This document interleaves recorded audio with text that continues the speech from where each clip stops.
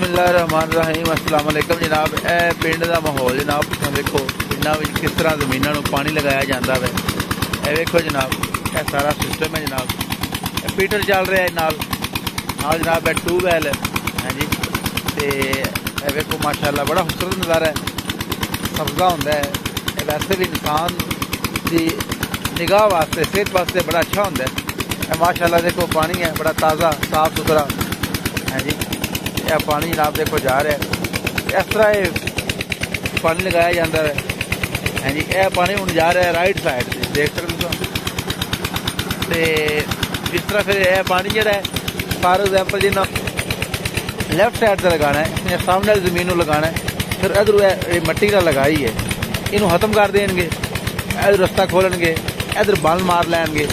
हाँ जी, यह फिर पानी इधर लगाएंगे। यह जमीन वेखो, अज भी जी देहाती जिंदगी है बहुत प्यारी है, कुदरती जी लाइफ होंगी है माशाल्लाह।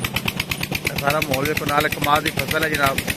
है जी, बड़ा खूबसूरत नज़ारा है माशाल्लाह। है जी, यह देखो इधर पानी जे लगाना हो, इधर बंद मार लेंगे इस साइड से, इधर खोल लेंगे, फिर इस साइड से पानी लगाते हैं। सामने तुम देख सकते हो, पहले मैं इतने आया सी कुछ दिन पहले, इधर पानी ना लगाया।